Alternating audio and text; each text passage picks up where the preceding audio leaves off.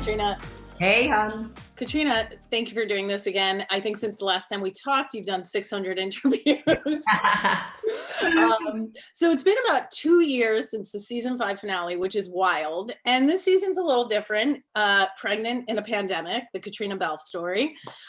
So what were some of the challenges you had and the joys in filming in this situation? Well, lovely chatting to you again. It's funny, my friend always asks her kids about what's your peach, what's your pit of every day.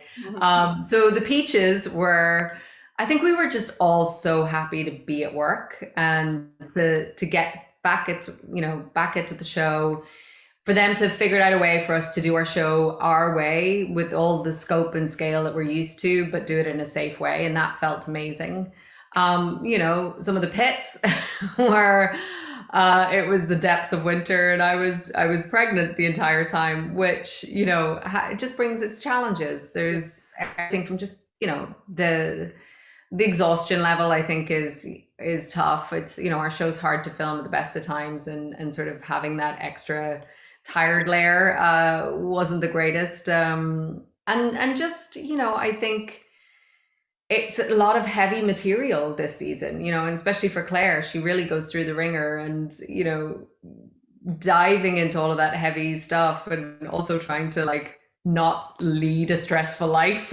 You're kind of it's okay, this is just pretend, it's like, do you know?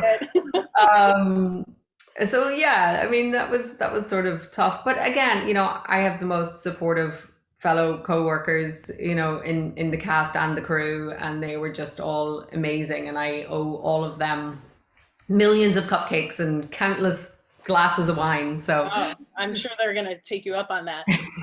So last time we talked about directing, and this time I want to talk about producing, because you and Sam were producers from the very beginning, so you probably had input in scripts a little bit. Did you find, because I know last season you changed a certain scene because you're like, I don't know if it'll translate well to television, that love scene at the end. And did you change anything this year that you were like, oh, that's just not Jamie and Claire, or this might not work for the whole story? No, I think more than anything, we have a great collaborative dialogue between us and the writers, and that was sort of what's the most interesting part, right? It's sometimes when you get a script and there's a really interesting premise, and I think this season we had that. There's one of the episodes that is, I haven't seen it yet, but when we were filming it, it turned out to be one of my favorite.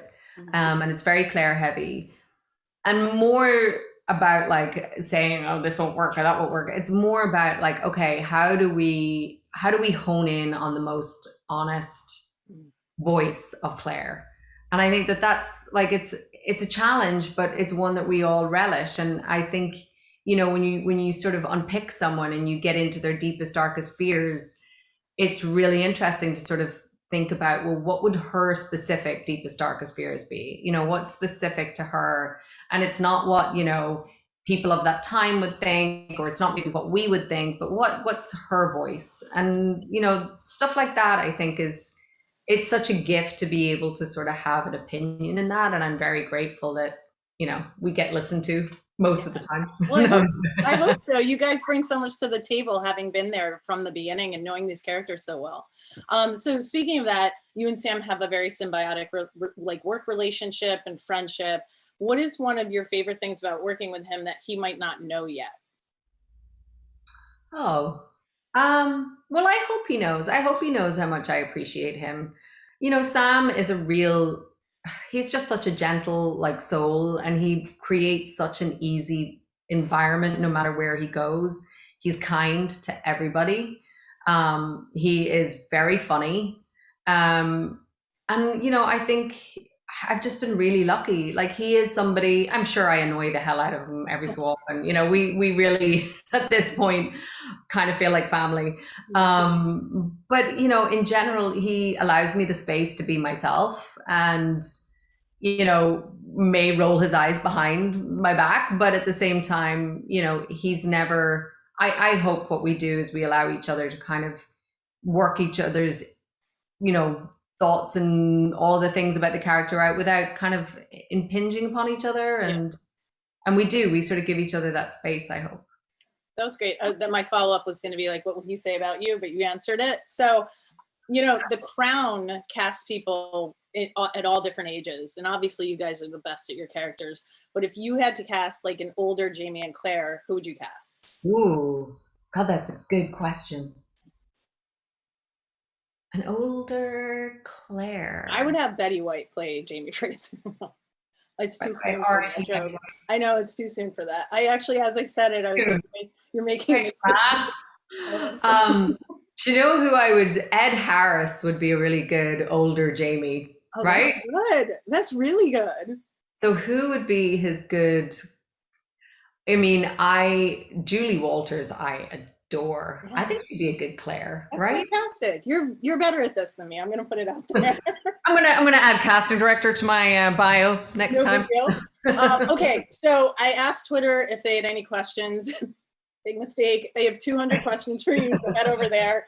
I got a question from Frank Randall's ghost asking if you miss him. I do. Come back, Frank. I know. And then they want to know, what is your theory behind Jamie Fraser's ghost appearing in episode 1? I don't know. And I don't really want to know. No, not in a bad way. I'm somebody who likes to live with mystery, even when I want to know. Yeah, no, I'm happy to wait till Diana's ready to tell me. She's told Sam, and I'm trying not to take that personally, that I have not been let in on the secret and he has.